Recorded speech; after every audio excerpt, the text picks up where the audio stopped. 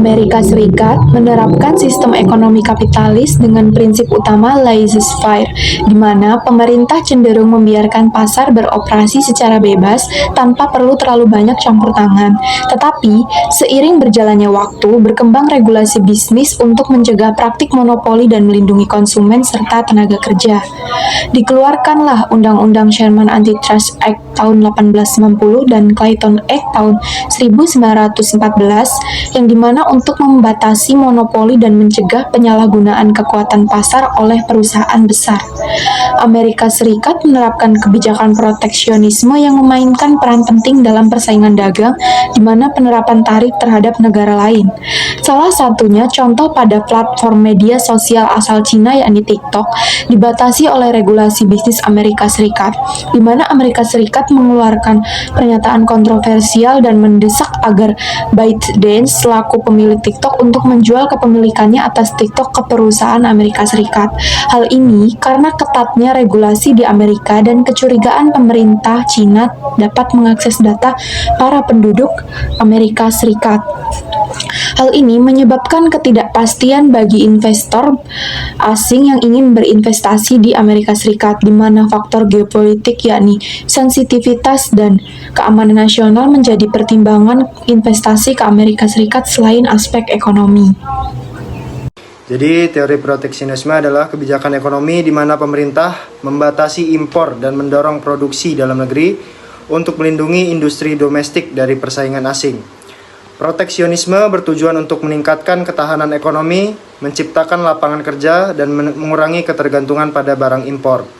Ada beberapa bentuk proteksionisme. Yang pertama, tarif atau bea masuk, yaitu pajak atas barang impor untuk membuatnya lebih mahal dibandingkan produk lokal. Yang kedua, kuota impor. Kuota impor itu berarti pembatasan jumlah barang impor yang boleh masuk ke suatu negara. Yang ketiga, subsidi. Subsidi itu yaitu bantuan keuangan pemerintah kepada industri dalam negeri agar lebih kompetitif. Yang keempat, regulasi dan standar teknis, yaitu aturan ketat terhadap produk impor agar sulit masuk ke pasar domestik. Yang kelima, devaluasi mata uang, dengan melemahkan mata uang lokal untuk membuat produk dalam negeri lebih murah di pasar internasional. Yang kedua, saya akan menjelaskan tentang teori investasi asing langsung, Foreign Direct Investment atau FDI. Paradigma elektik atau Oley Framework Dunning-Electric Paradigm adalah teori yang dikemukakan oleh John Dunning di tahun 1977 untuk menjelaskan mengapa perusahaan melakukan Foreign Direct Investment atau FDI daripada menggunakan metode lain seperti ekspor atau lisensi. Teori ini menyatakan bahwa FDI terjadi ketika perusahaan memiliki 3 keunggulan utama yang dikenal sebagai OLI.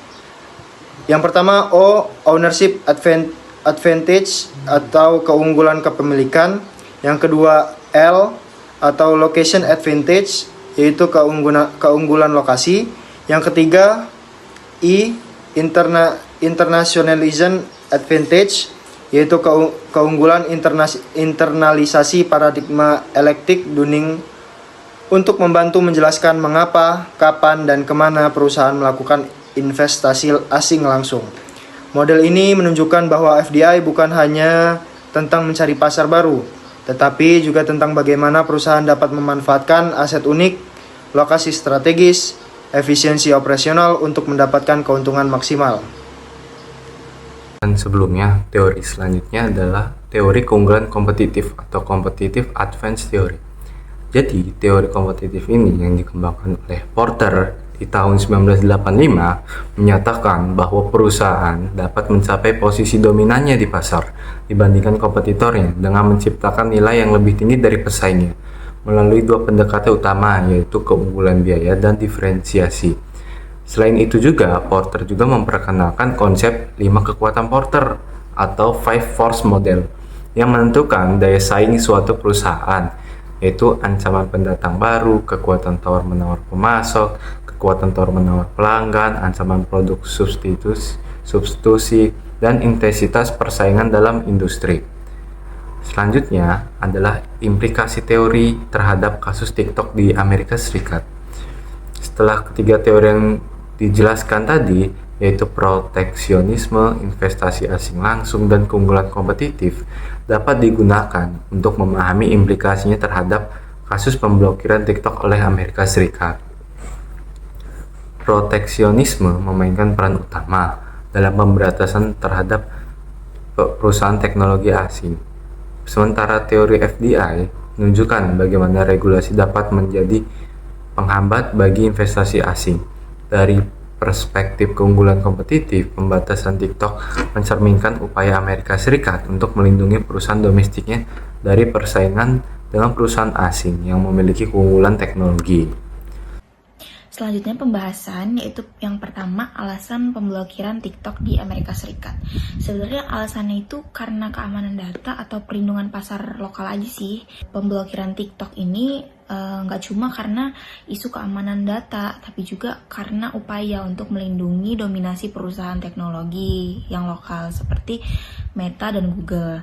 Nah, hal ini selaras sama teori keunggulan kompetitif dari Porter yang dimana TikTok ini bisa mengancam posisi pemain lama di industri media sosial. Kemudian dalam konteks Porter 5 Force, TikTok merupakan pendatang baru yang meningkatkan persaingan, sehingga isu keamanan data dijadikan sebagai justifikasi untuk membatasi pertumbuhan TikTok di pasar lokal.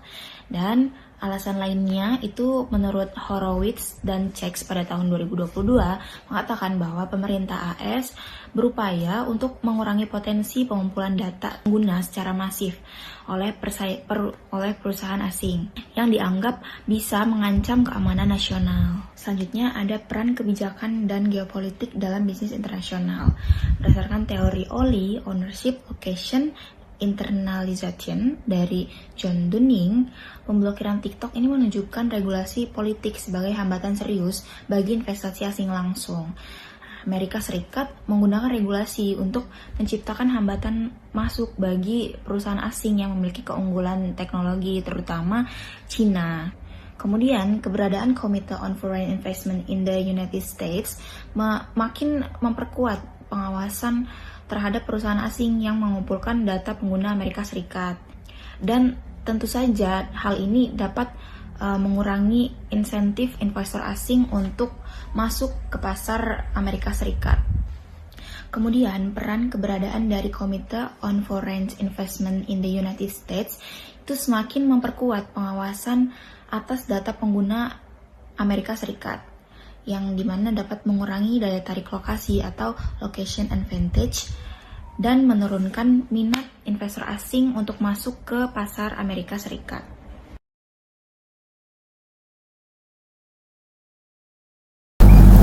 Selanjutnya yaitu dampak regulasi dan implikasi bagi bisnis TikTok. Yang pertama, pemerintah Amerika Serikat menekankan ByteDance untuk menjual TikTok ke perusahaan lokal. Ini dilakukan dengan alasan keamanan nasional dan perlindungan data pengguna. Lalu yang kedua, jika kepemilikan berpindah, Amerika Serikat akan memiliki kendali lebih besar atas data, teknologi, dan algoritma di TikTok. Jika ini terjadi, maka ini akan berdampak pada bagaimana TikTok beroperasi di masa depan. Yang ketiga yaitu sebagai respon terhadap tekanan ini, TikTok membangun pusat data di Amerika Serikat untuk meningkatkan transparansi digital. Langkah-langkah ini bertujuan untuk meredakan tekanan politik dan memastikan kepatuhan terhadap regulasi. Lalu, dinamika pasar dan tantangan regulasi. Yang pertama, China, India, dan Uni Eropa memperketat kebijakan proteksionisme digital. Dampak dari kebijakan AS sendiri terhadap TikTok juga terasa di negara lain. Mereka semakin memperketat aturan terhadap perusahaan teknologi asing, terutama terkait data pengguna. Yang kedua, terjadi fragmentasi internet global atau yang dikenal sebagai splitternet. Karena banyak negara yang memberlakukan kebijakan proteksionisme digital, dunia digital semakin terpecah. Nah, ini dikenal sebagai split internet, yang dimana aturan internet tidak lagi bersifat global, tetapi dibatasi oleh kebijakan masing-masing negara. Lalu yang ketiga, perusahaan harus beradaptasi dengan regulasi lokal dan mendiversifikasi pasar. Perusahaan seperti TikTok ini mereka harus memiliki strategi bisnis yang lebih fleksibel untuk menyesuaikan diri dengan regulasi di tiap negara serta tidak terlalu bergantung pada suatu wilayah pasar saja. Strategi ini penting untuk mengurangi resiko regulasi dan mempertahankan daya saing di pasar global. Oleh karena itu, ini harus terus berinovasi, mengikuti regulasi lokal, dan mendiversifikasi bisnis agar tetap kompetitif di tengah tantangan ini. Oke, sama-sama tadi kita sudah mendengar pembahasan dan apa sih kesimpulannya? Mengapa sih Amerika ingin memblokir TikTok? Ada dua alasan utama. Yang pertama, mereka khawatir jikalau data pengguna diambil oleh pemerintah Cina yang dianggapnya sebagai ancaman untuk keamanan nasional. Dua, karena adanya kepentingan bisnis.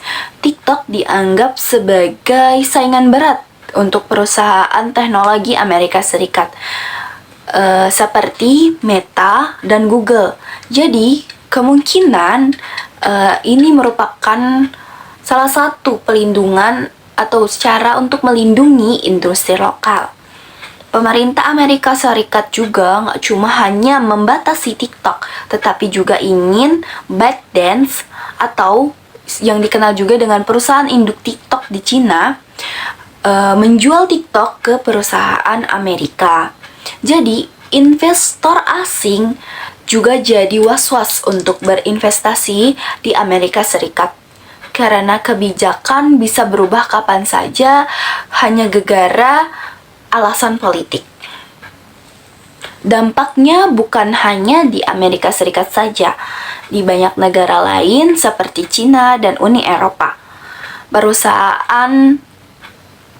Aturan perusahaan teknologi asing juga semakin ketat, yang membuat dunia digital semakin terpecah dan sering disebut dengan splitternet, di mana tiap negara membuat aturan sendiri-sendiri yang bisa menghambat bisnis global.